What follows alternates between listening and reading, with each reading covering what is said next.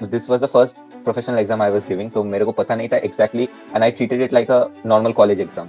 ये मेरा second attempt था। Actually I gave my first attempt in February 2025 and उसमें क्लियर नहीं हुआ मेरा due to very multiple reasons and very obvious reasons. If you think कि मेरा preparation up to the mark नहीं था देन गिव द री अटेम्प्ट, और अगर आपको लगता है कि सब्जेक्ट ही आपके लिए नहीं है then you can think other way. असली में फाइनेंस को जानना एकदम ठीक से एकदम मतलब वो आपके ब्लड में इंजेक्ट कर देंगे फाइनेंस को, ठीक है। वैसा अगर आपको टीचर चाहिए तो आई थिंक हाँ। सो भैया इंस्टीट्यूट मॉक्स में जब मैंने फर्स्ट टाइम मॉक दिया था मेरा 69% स्कोर आया था, तो आई वाज प्रीटी मच, मेरे को लगा था कि 70% तक नहीं आया इट्स बैड थिंग। तो फेक टाइम में भैया बहुत लोग बहुत कुछ करते हैं, बहुत लोग खाना खाते हैं, बहुत लोग पर भी लेते हैं उधर। पर मैं तो सोच ही लिया था पढ़ूंगा तो नहीं, क्योंकि उधर अगर पढ़ लिया तो मतलब हाँ बस ओवर थिंकिंग होने लग जाएगा उधर। हाँ पैसा है, पैसा बहुत है, it's a very complex field as well, but expecting around 10-15 के डिपेंडिंग ऑन द सिटी, ठीक है। तो इंटर्नशिप में और क्या ही मिलेगा आपको। So I think you are doomed because last month के लिए एथिक्स को कभी बचाना नहीं चाहिए। तो ethics please practice 10 questions minimum at least a day. First of all congratulation for clearing level 1। कैसा लग रहा है लेवल 1 क्लियर करके? Thank you so much. बहुत मतलब एंटिसिपेटेड था, बहुत दिन से वेट कर रहा था ये रिजल्ट का। हम्म। या सो इट पेड ऑफ। सबसे पहले किसको बताया रिजल्ट के बारे में? रिजल्ट के बारे में पहले मम्मी पापा को बोला। My father is in Mumbai and I am in Kolkata right now, so I had to call my dad. तो उनको पहले बताया, उसके बाद फ्रेंड्स को बताया। Yeah. खुश थे फिर वो भी? हाँ वो लोग बहुत खुश थे, उन लोग को पता है। हाँ, हम्म। तो तुम्हारा ये सेकंड अटेम्प्ट था ना? ये मेरा सेकंड अटेम्प्ट था। Actually I gave my first attempt in February 2025 hmm. And उसमें क्लियर नहीं हुआ मेरा due to very multiple reasons and very obvious reasons. Hmm. तब स्कोरिंग का तो क्यों मेथड था हाँ क्या उसमें? जी जी जी 2025 में इट वाज इंट्रोड्यूस, फरवरी से it was introduce the scoring method. तो हाँ कितना तब से स्कोर था था फिर स्कोरिंग। तब? मेरा मेरा 1465 था स्कोर फेब में। अच्छा, काफी अच्छा जी स्कोर आया फिर इस बार। जी इस बार 1645 आया बेसिकली। हम्म। तो तुम्हें लास्ट टाइम क्या डिफिकल्टीज हुई थी मतलब, अगर बता सकते हो तो? जी लास्ट टाइम मैंने जो एग्जाम दिया था so I focused a lot on कुछ ट्यूशन का videos. I used to study from Sanjay Saraf sir and he is a great mentor, no doubt about it. But मैं एक्चुअली मेरे को पता actually this was the first professional exam I was giving, तो मेरे को पता नहीं था exactly and I treated it like a normal college exam कि एकदम लास्ट दिन तक पढ़ो, उसके बाद एकदम रट्टा मार के एकदम एग्जाम हॉल चले जाओ। सो मेरा बहुत सब्जेक्ट्स का रिवाइज नहीं हुआ था, खास करके कौन fixed income main main heavy areas में मेरा रिविजन नहीं हुआ था। एथिक्स मैंने ठीक से प्रैक्टिस नहीं किया था। मैंने मॉक्स नहीं दिया था लास्ट टाइम, मैंने एक भी मॉक नहीं दिया एक था, भी मौका नहीं मतलब दिया नॉट था? A single mock, not a single mock. और मैं मतलब स्मार्टली एकदम एग्जाम हॉल में घुस गया काफी एग्जाम देने। कॉन्फिडेंटली गए थे तो फिर लास्ट टाइम? कॉन्फिडेंटली गए थे। हाँ दिस टाइम आई मतलब मैंने जो जो मिस्टेक्स किया था, मैं रिजल्ट मिलने के बाद I did not cry, of course I cried, but वो रात को मैंने जब मेरे को रिजल्ट मिला मैंने एकदम नोट डाउन कर लिया था कि मैंने गलती क्या क्या किया, और वो मैंने एकदम स्टडी टेबल पे चिपका दिया था and I did not do the same mistake this time. मैंने 6 मॉक दिया इस बार एंड मॉक देने से बेहतर है आप मॉक को कितना एनालाइज करते हो। आई थिंक मॉक तो आप बहुत 20-25 भी दे सकते हो, लेकिन कितना आप उससे सीख रहे हो कि कहाँ मेरा रॉन्ग हुआ है, उसमें क्या सीख रहा हूँ। सो या आई हाँ, डिड इट। मॉक का एनालिसिस ज्यादा इंपॉर्टेंट है क्योंकि मॉक्स देते तो बस स्कोर पता चलता है, जब एनालाइज करते तो वो स्कोर बेटर बिल्कुल होता है। तो तुमने बिल्कुल लास्ट बिल्कुल। लास्ट टाइम प्रिपेयर कितने दिन किया था मतलब? अ, चालू का भी जी रजिस्टर लास्ट कब टाइम किया था मैंने और प्रिपेयर कितने दिन किया? जी लास्ट टाइम मैंने अर्ली बिट में रजिस्ट्रेशन किया था। मतलब मैंने 2024 में रजिस्ट्रेशन कर दिया था अर्ली बिट के दौरान, और मैंने प्रिपरेशन लगभग 6-7 महीना तो लिया था। Hmm. In the preparation was solely based on the videos which hmm. sir provided और not doing something of my own, मतलब अच्छा, क्वेश्चन सॉल्व करना। हाँ वो सेल्फ सब मैंने कम प्रिपरेशन किया नहीं था किया था थोड़ा। तुमने? बस सेल्फ वीडियोस देख प्रिपरेशन के? बहुत कम था। First of all congratulation for, like तुमने फिर से दूसरी बार अटेम्प्ट दिया है, और इतना करेज, कुछ लोग के पास करेज नहीं होता इतना, वो बस एक बार फेल हो जाते हैं तब छोड़ देते हैं, उनको लगता है कि फिर से नहीं हो पाएगा। तो करेज भी चाहिए होता है, जी तो तुम्हें है वो। जी तो thank you nice. Thank you. तो तुम ऐसे स्टूडेंट्स को क्या एडवाइस दोगे जो एक बार क्लियर नहीं कर पाते, फिर दूसरी बार अटेम्प्ट देना होता है उनको, क्या कहाँ पे फोकस करने के लिए बताओगे ज्यादा? मैं तो भैया बोलूंगा कि people who are interested in finance, people who want to have a career in finance, और जिनको लगता है कि हाँ फाइनेंस मेरे लिए बना है, हम्म। इफ यू थिंक कि मेरा preparation up to the mark नहीं था then give the reattempt. Hmm. और अगर आपको लगता है कि सब्जेक्ट ही आपके लिए नहीं है then you can think other way. अच्छा। अगर आपको लगता है कि आपका प्रिपरेशन कम है you can of course work on it, right. Hmm, but अगर आपको लग रहा है कि सब्जेक्ट मेरे लिए है नहीं, वो आपको पता चल जाता है एक हम्म, एग्जाम देने के बाद, आपको पता चल जाता है कि हाँ, मेरा अगर सब चीज में लो लो आ रहा है और मैंने इतना हार्ड वर्क किया है फिर भी लो आ रहा है, फिर हाँ, may be this subject is not for me, वो हम्म। सेल्फ एक्सेप्टेंस हो जाना चाहिए। हाँ, मतलब कि क्लियर अ, चाहिए कि तुम्हें सब्जेक्ट में इंटरेस्ट नहीं है या तुम्हारा प्रिपरेशन अच्छा नहीं हाँ। था। वो क्लियर हो जाएगा तो जी जी फिर भैया। आपको पता चलेगा कि आपको अटेम्प्ट करना है कि नहीं फिर से। तुमने इस वाले अटेम्प्ट के लिए कितने महीने प्रिपेयर किया था, मतलब फेब से प्रिपरेशन स्टार्ट कर दिया था ना अब तक?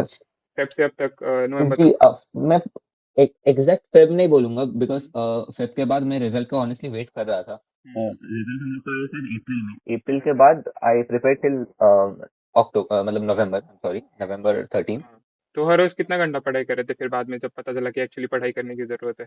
जी, तो अप्रैल से मैं लगभग, आप पकड़िए, I was managing around 6-7 hours a day, 6-7 hours a day? Average अगर काफी आप कर पकड़ रहे के थे चले तो। मतलब।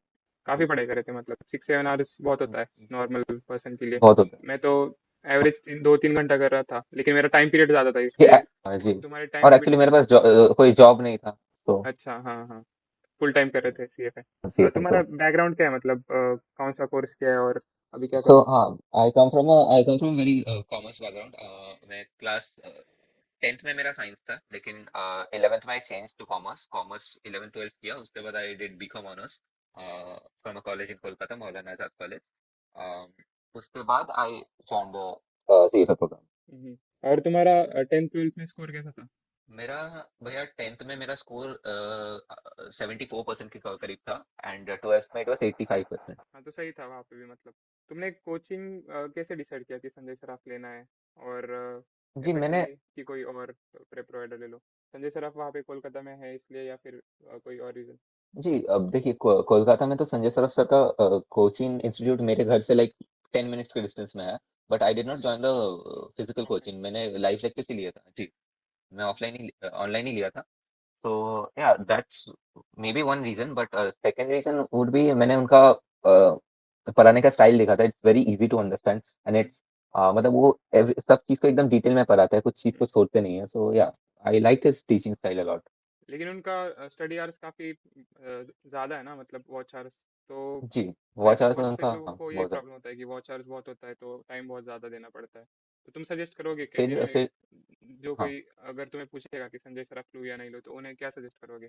भैया, अगर किसी को मतलब असली में फाइनेंस को जानना है एकदम ठीक से, एकदम हम्म, मतलब वो आपके ब्लड में इंजेक्ट कर देंगे फाइनेंस को, ठीक है, वैसा अगर आपको टीचर चाहिए तो I think Sanjay sir very good, very decent, very professional.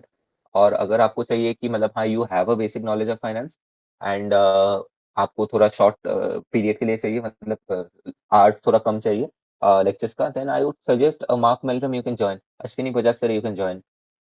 मेरा जैसे सेकंड अटेम्प्ट के लिए मैं, माई संजय सराफ सर का तो सारा वीडियोस मेरे पास था, मेरा हैंड रिटन नोट्स भी था, तो I did not have to focus on that. मैंने मार्क मिल्टन सर के कंसाइज वीडियोस पे ज्यादा फोकस किए थे, मतलब जो जो मेरे वीक एरियाज है, मैंने मार्क मिल्टन वीडियोस देखे थे। सो या, अच्छा। और तुमने स्टडी मटेरियल क्या यूज़ किया, मतलब कोचिंग के अलावा? करिकुलम या श्वेजर या कहीं और से कुछ? कोचिंग के अलावा भैया मैंने स्वेजर नोट्स तो यूज किया था। हम्म, और मैंने ज्यादा कुछ आउटसाइड मटेरियल ना ऑनेस्टली यूज किया नहीं था, मैंने सिर्फ प्रैक्टिस क्वेश्चन सॉल्व किया था सारे, और सीएफ इंस्टीट्यूट के सारे exams, I think hmm. Solving from the CF institute is the best option. And मॉक्स मैंने, एज आई टोल्ड यू, कि 6 सॉल्व किया था, एंड सारे इंस्टीट्यूट मॉक्स थे, मैं कोई बाहर का कोई मॉक यूज नहीं किया था। तो उन मॉक्स में कितना स्कोर आ रहा था तुम्हारे इंस्टीट्यूट मॉक्स में? हाँ, सो भैया, इंस्टीट्यूट मॉक्स में जब मैंने फर्स्ट टाइम मॉक दिया था, मेरा 69% स्कोर आया था, तो आई वाज प्रीटी मच, मेरे को लगा था कि 70% तक नहीं आया, it's a hmm, bad thing. उसके बाद मैं मॉक्स देता रहा, उसके बाद माई स्कोर इम्प्रूव टू 72%, 75%, और हम्म। एग्जाम दे के एकदम पहले दिन मैंने एक मॉक दिया था, उसमें 82% आया था, सो बेसिकली अराउंड अच्छा। एवरेज 75% ऐसा आ रहा हाँ, मतलब 70-75% के ऊपर अगर कोई कर रहा है स्कोर तो वो था। हाँ, इजीली पास हो जाना चाहिए। It's very decent. हाँ, जी क्योंकि जी मेरा जी। भी 75-80 के आसपास आ रहा था, मतलब 80 से तो नीचे ही अच्छा था, 70-75 तो आ रहा था। अच्छा मैंने जितने भी मॉक्स अच्छा। दिए, तो जो भी डिफिकल्ट मॉक्स थे उनमें भी 65, अगर डिफिकल्ट हो बहुत मॉक कोई, तो उसमें 65 राइट भी राइट। हम समझ सकते हैं कि इसमें भी पास हो सकते जी जी, हैं। Because at the end of the day आपको एनालाइज करना होगा जो आपने गलत किया। हाँ। और तुम्हें प्रैक्टिस क्वेश्चंस के हिसाब से एग्जाम में जो क्वेश्चन थे वो कैसे लगे, मतलब बहुत हार्ड थे या इजी थे या सेम थे नहीं डिफिकल्टी लेवल? नहीं भैया, प्रैक्टिस प्रैक्टिस क्वेश्चंस तो मतलब अपना पोर्टल में रहता है, वैसा तो क्वेश्चंस था नहीं, आई वुड से कि मॉक की तरह the questions were at par. मतलब मॉक्स की डिफिकल्टी के हिसाब। Of course the questions won't repeat from the mocks, but जो पैटर्न होता है, जो डिफिकल्टी लेवल होता है, वैसा विल अपीयर द सेम। मतलब सेम था ना बिल्कुल, डिफिकल्टी तो। हाँ, मेरे को तो डिफिकल्टी भैया सेम ही लगा था। क्योंकि मुझे थोड़ा सा इजी लगा था जो वेबसाइट पे जो मॉक है उसके हिसाब से, क्योंकि जो मॉक है वेबसाइट पे उस पे हम्म क्वेश्चन थोड़े ब्रॉड होते हैं और एग्जाम में एकदम कंसाइज होते हैं, इतने लंबे तुम्हें ज्यादा ये नहीं करना पड़ता, पढ़ना नहीं पड़ता क्वेश्चन एग्जाम में, है, इतना मॉक नहीं करना पड़ता। वो आपको, हाँ, सोचने का समय ही नहीं देता। हाँ, डायरेक्टली आपको पता चल जाता है कि क्वेश्चन पूछना क्या चाहता है इसमें। जी जी जी जी, मतलब घुमा फिरा के नहीं करते। हाँ। हाँ हाँ। तो तुम्हारा एग्जाम डे एक्सपीरियंस कैसा था, मतलब अब तुमने तो 2 बार एक्सपीरियंस दिया, वहाँ का माहौल कैसा होता है, कैसे फील हुआ तुम्हें वहाँ पर, कैसे कंडक्ट हुआ तुम्हारा एग्जाम, और तुमने हाँ, कौन से इसमें शेड्यूल किया था, एएम में शेड्यूल किया था मतलब मॉर्निंग में, कुछ लोग 3 बजे भी शेड्यूल करते हैं। बेसिकली भैया मेरा एग्जाम शेड्यूल 9 बजे को था, 13 नवंबर को 9 बजे को था मेरा exam. And the venue was nice, everything was hosted by the British Council. And we have to carry a valid passport and अपना टेक्सास इंस्ट्रूमेंट का वो जो कैलकुलेटर होता है, वैलिड पासपोर्ट एंड कैलकुलेटर। तो ये दो चीज आपके पास रहता है उस दिन, और बाकी जो भी चीज रहता है आपके पास वो सब वो लोग निकाल लेते हैं, बैग ले लेते हैं चेकिंग के दौरान। उसके बाद आपके पास कुछ नहीं हो सकता आपके पॉकेट वॉकेट में, phone will be in your bag. तो उसके बाद 9 बजे को हम लोग का एग्जाम था, लेकिन मैं थोड़ा जल्दी पहुंच गया था एग्जाम हॉल, तो मेरे को लगा था I have to wait till 9 AM। मैं 7 बजे को पहुंच गया था, 7:30 बजे को। तो उन लोग ने बोला कि you can go and sit in the room. उसके बाद मेरा एग्जाम उन लोग ने जल्दी स्टार्ट कर दिया, बोला कि ठीक है, you guys have come early, if you want to start the exam you can start the exam. So we started the exam 8:30 को। तो हाँ, मेरा एग्जाम अराउंड हो गया था भैया 12 बजे तक, 12 साढ़े 12 बजे तक हो गया था एग्जाम। हाँ, मेरा भी वैसे ही मैंने ब्रेक स्टार्ट भी हो गया लिया था था। जल्दी, हाँ। जी। मैंने भी 15 मिनट्स पहले अच्छा स्टार्ट किया था और मैं पहले गया था, मतलब उन्होंने पूछा कि कौन रेडी है, तो मैंने हाथ उठा दिया, फिर मुझे लेके गए वो अच्छा एग्जाम के लिए। मैं ही था मतलब अच्छा पहला उस दिन एग्जाम देने के लिए। अच्छा और अच्छा। ब्रेक टाइम में तुमने क्या किया फिर, बीच में जो हाफ एन आवर मिलता है? ब्रेक टाइम में भैया बहुत लोग बहुत कुछ करते हैं, बहुत लोग खाना खाते हैं, बहुत लोग पर भी लेते हैं उधर। मैं तो सोच ही लिया था पढ़ूंगा तो नहीं, क्योंकि उधर अगर पढ़ लिया तो मतलब हाँ बस ओवर थिंकिंग होने लग जाएगा और दिक्कत होगा। तो पढ़ा नहीं मैंने, खाना भी नहीं खाया था, मैं बस ऐसे ही बैठा था and बस रिलैक्स कर रहा था बस। हाँ, मैं भी फाइव वही सजेस्ट मिनट्स करता हूँ कि पढ़ोगे तो और स्ट्रेस होगा, पढ़ने की जरूरत नहीं है तुम्हें उस और सिर्फ आधे घंटे में। और पढ़ जी भी क्या लोगे तुम आधे घंटे में, इतना क्या ही, ख्याल हो गया। हाँ, इतने चार मतलब पाँच महीने में जो नहीं कर पाए आधे घंटे में क्या ही कर लोगे, तो इसलिए एग्जैक्टली। उसमें हाँ घर पे फोन करके थोड़ा सा स्ट्रेस रिलीज करके फिर हाँ वापस रेडी हो जाना है अगले हाँ, दिन। That's a good option, that's a good hmm, option. Hmm. वो कर और सकते अगर भूख लग रही है तो मैं मैं तो सजेस्ट करता हूँ कि चॉकलेट वगैरह खा ले, क्योंकि ज़्यादा हैवी फूड नहीं हैं। खाना थोड़ा चाहिए। हाँ, हाँ, हल्का ताकि, हल्का फूड खा सकते हो आराम से। और वॉशरूम भी जाना चाहिए, क्योंकि बाद में फिर एग्जाम में प्रॉब्लम हुआ तो फिर हाँ एग्जाम के बीच में से उठ के आना पड़ता है, तो वहाँ पे भी टाइम हाँ वेस्ट हो राइट। जाता है, वहाँ पे पॉज नहीं करती क्योंकि वहाँ पर। हम्म और तुम्हारा लॉन्ग टर्म करियर गोल क्या है, मतलब तुम्हें हम्म। कहाँ पे करियर करना है, कौन से फील्ड में? फाइनेंस में तो करना है, लेकिन सो फाइनेंस में भी स्पेसिफिकली किस जॉब रोल में? सो भैया बेसिकली मैं फर्स्ट, अगर कोई सीएफए कर रहा है तो first first equity research analyst के पोजीशन में जाता है, तो मैं भी इक्विटी रिसर्च एनालिस्ट की इंटर्नशिप अभी ढूंढ रहा हूँ। And if I find one that's good, मेरा एक्सपीरियंस में एडअप हो जाएगा। एंड लेवल 2 के लिए मैं अभी सोच नहीं रहा हूँ, लेवल 2 आई गेस मैं नेक्स्ट ईयर दूंगा 2027 में। तो this year I don't want to, मतलब हाँ I will study level 2, but exam ये साल तो दूंगा नहीं मैं। और इक्विटी रिसर्च एनालिस्ट के साथ साथ मैं, अगर फ्यूचर गोल्स आप पूछो तो मैं वेल्थ मैनेजर बनना चाहता हूँ। I don't want to go into the investment banking sector. उधर हाँ, पैसा है, पैसा बहुत है, it's a very complex field as well, but काम भी उतना है वहाँ पे। उतना काम भी उतना ही है, और मेरे को लाइफ में थोड़ा सा पीस चाहिए, और उतना कॉम्प्लेक्स में वहाँ पे डील पीस करना नहीं चाहिए। चाहता, लेकिन इसमें पैसा है, पीस नहीं है उधर पे। हाँ, वेल्थ मैनेजर मतलब तुम फंड मैनेजर बोल रहे हो या फिर प्राइवेट वेल्थ में? मतलब ऑप्शन में मेरा दोनों ही ओपन है, ठीक है, तो अभी मैंने कुछ वैसे डिसाइड नहीं किया। और तुम्हारा अभी लेवल 1 के बाद एक्सपेक्टेशन क्या है कि तुम्हें जो रोल मिलेगा इक्विटी रिसर्च में, वहाँ पे कितना पैकेज होना चाहिए? क्योंकि बहुत से लोग एक्सपेक्ट करते हैं कि बहुत ज़्यादा होता है लेवल 1 के बाद पैकेज, तो तुम्हारा रियल एक्सपेक्टेशन क्या है, मतलब कितना मिल सकता है? नहीं भैया, आई आई थिंक इंटर्नशिप्स में ज्यादा एक्सपेक्टेशंस रखना मतलब बेवकूफी है, I think. And I am not expecting a lot as well, because देखो पहले तो अगर आपको एक्सपीरियंस ही नहीं है तो आपको नेक्स्ट टाइम आपको हायर करेगा कौन? So I think I am expecting around 10-15 के, डिपेंडिंग ऑन द सिटी, ठीक है। हम्म। तो इंटर्नशिप में और क्या ही मिलेगा आपको, सो और उससे फिर ज्यादा मैं एक्सपेक्ट इंटर्नशिप कर भी नहीं। इंटर्नशिप के बाद मतलब 3 या 6 महीने की इंटर्नशिप हो गई, तो उसमें उसके बाद जो जॉब मिलेगा वहाँ पे कितना एक्सपेक्टेशन है? उधर पे तो सर भैया 20-25 की minimum at start I would expect. सही एक्सपेक्टेशन है फिर, ज़्यादा नहीं है। कुछ लोग को लगता है ज़्यादा 50 नहीं है। 75 स्टार्टिंग में ही लगता है, इतना नहीं, तो नहीं मिलता है, बहुत मुश्किल है इतना मिलना। हाँ। अगर कोई बहुत वही आपको पता है, आप एक्स्ट्राऑर्डिनरी। हो ना इस फील्ड से। हाँ हाँ, तो मुझे पता है एक्चुअली कि कितना मिलता है। मैंने भी इंटर्नशिप किया है, मैंने जी, तो बहुत कम पे इंटर्नशिप किया है, 10-15 भी नहीं मिलता वहाँ पे। अच्छा। लेवल 2 का तो तुमने बता दिया कि तुम्हारा अभी प्लान नहीं है जल्दी ना, 2027 में देखोगे।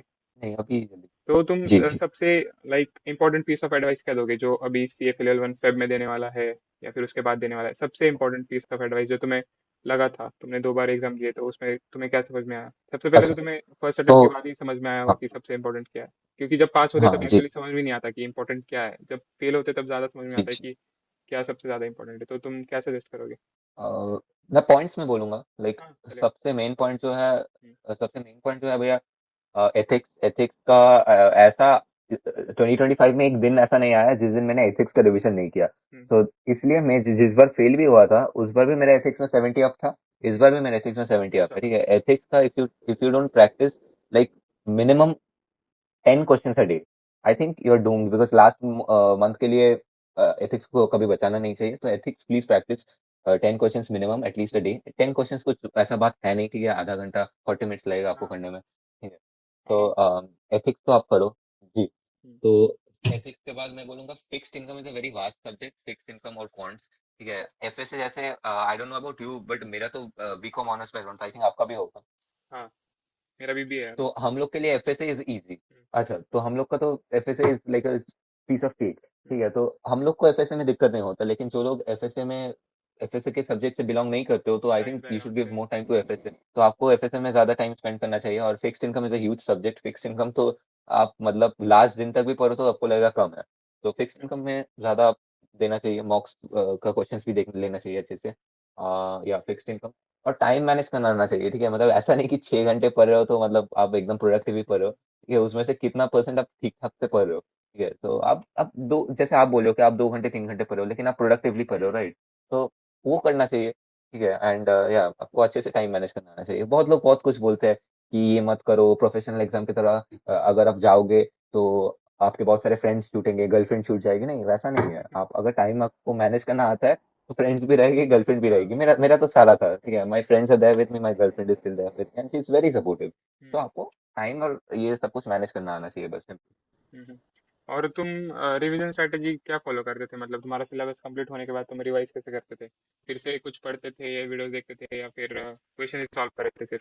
नहीं भैया, मैं बोलूंगा मैं क्वेश्चन ही सॉल्व करता था, लेकिन जो जो एरियाज में मेरे को दिक्कत आ रहा था, ठीक है, जैसे फिक्स्ड इनकम में मेरे बहुत सारे एरियाज में दिक्कत आ रहा था, तो वो एरियाज में मैंने वो अपना जो एक वन शॉट लाइव लेक्चर्स होता है ना, फिनट्री का एक यूट्यूब में होता है, तो वो मैंने क्रैश कोर्स। फॉलो किया था। तो वो हाँ, जी, जी, जी। तो वो तो बहुत हेल्प किया था मेरे को, मतलब हाँ, मैं लास्ट वो दिन। और सबको क्वांट्स का सजेस्ट भी करता एक हूँ कि जी, वो फेंट्री का crash course at least 2 time exam के पहले खत्म कर लेना चाहिए। मतलब पहली बार तो बिल्कुल, तुम्हें समझ में आता बिल्कुल, है कि उसमें क्या है, दूसरी बार तुम्हें ज्यादा बेटर समझ आता है और तुम सॉल्व भी कर पाते ज्यादा बेटर समझ आता है। हो। हम्म। जी। और वो जो मीन्स। उत्कर्ष सर पढ़ाते हैं, हाँ। Utkarsh sir is a very great teacher. उनका तो मतलब पढ़ाने का स्टाइल भी बहुत अच्छा है। जी। कॉन्ट्स के बारे में कुछ तो बोल रहे थे तुम?